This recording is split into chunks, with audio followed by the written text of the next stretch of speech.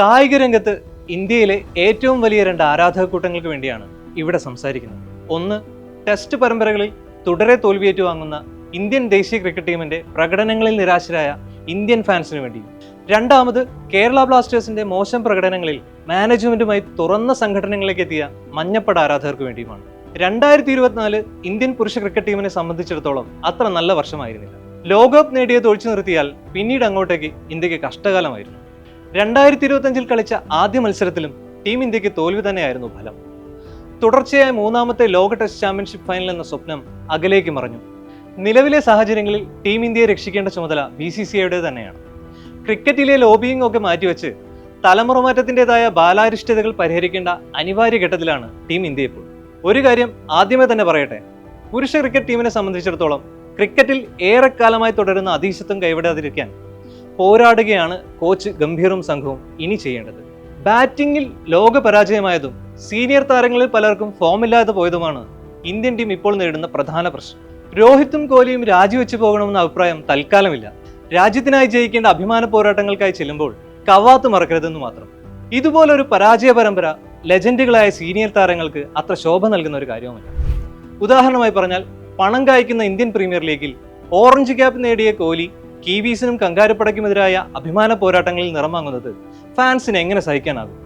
T20 ലോകകപ്പ് നേട്ടത്തിന് പിന്നാലെ രോഹിത്തും കോഹ്ലിയും ഉൾപ്പെടെയുള്ള സീനിയർ താരങ്ങൾ ചെറിയ ഇടവേളകൾ എടുത്താണ് ടീമിലേക്ക് മടങ്ങിയെത്തിയത്.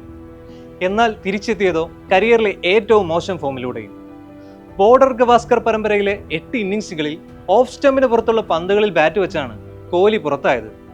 തമിഴനായ രവിചന്ദ്രൻ അശ്വിനെ പോലൊരു ഇതിഹാസ താരത്തിന് കളിക്കാൻ അവസരം ലഭിക്കാത്ത ഇന്ത്യൻ ടീമിൽ ഫോമില്ലാത്ത കോഹ്ലിക്കും രോഹിത്തിനുമെല്ലാം കൈനിറയെ അവസരങ്ങൾ ലഭിക്കുന്നതിനെയല്ലേ ഇരട്ടത്താപ്പ് എന്ന് വിളിക്കേണ്ടത്? ഇല്ലെങ്കിൽ ഇങ്ങനെയൊക്കെ തട്ടിമുട്ടി ടീമിൽ നിലനിന്ന് ഒടുക്കം കോടികൾ മാച്ച് ഫീസായി വാങ്ങിക്കൂട്ടി ഒടുക്കം അവർക്ക് തോന്നുമ്പോൾ അങ്ങ് വിരമിച്ചു പോകാമെന്നാണോ സീനിയേഴ്സ് വിചാരിക്കുന്നത്? ക്ഷമിക്കണം, ഇന്ത്യൻ ഫാൻസിന് അത്ര ക്ഷമയൊന്നുമില്ല കേട്ടോ.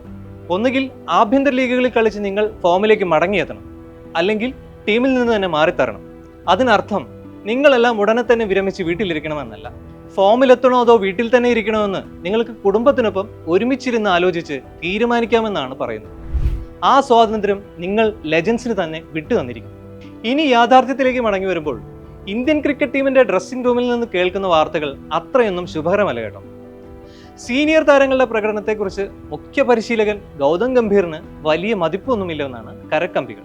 സിഡ്നി ടെസ്റ്റിന് ശേഷം വിരമിക്കാനിരിക്കുന്ന രോഹിത് തീരുമാനം മാറ്റിയത് ഗംഭീറിന് തീരെ പിടിച്ചിട്ടില്ലെന്നാണ് റിപ്പോർട്ടുകൾ. ഗംഭീറിന്റെ അരങ്ങേറ്റത്തിന് ശേഷം കളിച്ച 2 പ്രധാന ടെസ്റ്റ് പരമ്പരകൾ 3-0 3-1 കൈവിടാൻ കാരണമായത് രോഹിത്തിന്റെ കഴിവുകേട് കൊണ്ടാണെന്ന് അദ്ദേഹത്തിന് നന്നായി അറിയാം. ബോർഡർ ഗവാസ്കർ ട്രോഫി ടെസ്റ്റ് പരമ്പര വിദേശത്തായതിനാൽ തോൽവിക്ക് അവിടുത്തെ ഗ്രൗണ്ടുകളെ പഴിക്കാനാകും. എന്നാൽ ഇന്ത്യൻ മണ്ണിൽ പതിറ്റാണ്ടുകൾക്കിപ്പുറം ആതിഥേയരെ നാണം കെടുത്തി ഒരു ടെസ്റ്റ് പരമ്പര ന്യൂസിലൻഡ് തൂത്തു വരുമ്പോൾ രോഹിത് എന്ന നായകൻ ക്ലൂലെസ് ആയി തുടരുന്നുവെന്നത് ഗംഭീറിനെ ഇരുത്തി ചിന്തിപ്പിക്കുന്നുണ്ട്. ടെസ്റ്റ് ക്രിക്കറ്റിൽ ഇന്ത്യയുടെ അടുത്ത നായകൻ ബുംറ തന്നെയാണെങ്കിലും പരിക്കേറ്റ് വലയുന്ന ഒരു നായകനെ ദീർഘകാലത്തേക്ക് ആശ്രയിക്കാനാകില്ലെന്ന ഉറച്ച ബോധ്യം BCCIക്കും ഗംഭീറിനുമുണ്ട്. ടെസ്റ്റ് ക്രിക്കറ്റിൽ യശസ്വി ജയ്സ്വാളിനെ ക്യാപ്റ്റനാക്കണമെന്ന് ഗംഭീർ വാദിക്കുമ്പോൾ ഋഷഭ് പന്ത് മതിയെന്നാണ് ഭൂരിപക്ഷം സെലക്ടർമാരുടെയും ആവശ്യം. T20 ക്രിക്കറ്റിൽ നായകൻ സൂര്യകുമാർ യാദവിന് സഹായിയായി വൈസ് ക്യാപ്റ്റനായി അക്സർ പട്ടേൽ കൂടി എത്തുമ്പോൾ കാര്യങ്ങൾ വ്യക്തമാണ്. ഇന്ത്യൻ ദേശീയ ടീമിൽ ഇനി അങ്ങോട്ടേക്ക് ഫോമില്ലാത്ത ഒരു സൂപ്പർ താരത്തിനും സ്ഥിര സാന്നിധ്യം ഉണ്ടാകില്ലെന്ന് സെലക്ടർമാർ പറയാതെ പറയുകയാണ്. ഇന്ത്യൻ ആരാധകരുടെ പരിഭവങ്ങൾ അവിടെയും തീരുന്നില്ല. രാജ്യത്ത് നിലവിൽ ആഭ്യന്തര ക്രിക്കറ്റിൽ തിളങ്ങുന്ന പ്രതിഭകൾ ഏറെയുണ്ട്. വിജയ് ഹസാരെ ഏകദിന ഫോർമാറ്റിൽ 8 മത്സരങ്ങളിൽ നിന്ന് 752 എന്ന അവിശ്വസനീയമായ ആവറേജ് സ്വന്തമാക്കിയ മലയാളിയായ കരുൺ നായരെ പോലുള്ള താരങ്ങൾക്ക് ദേശീയ ടീമിൽ അവസരം ലഭിക്കാത്തതിനെ ചൊല്ലിയും വിമർശനം ഉയരുന്നുണ്ട്.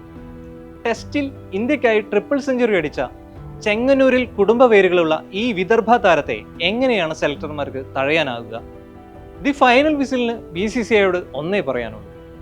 ഇന്ത്യയുടെ ആഭ്യന്തര ക്രിക്കറ്റിൽ രജത് പടിദാർ, അഭിമന്യു ഈശ്വരൻ, ദേവദത്ത് പടിക്കൽ, ഋതുരാജ് ഗേക്വാദ്, ധ്രുവ് ഷോറെ, യഷ് റാത്തോഡ്, സഞ്ജു സാംസൺ എന്നിങ്ങനെ നിരവധി പേരുകൾ ഈ ലിസ്റ്റിൽ നീണ്ടു കിടപ്പുണ്ട്.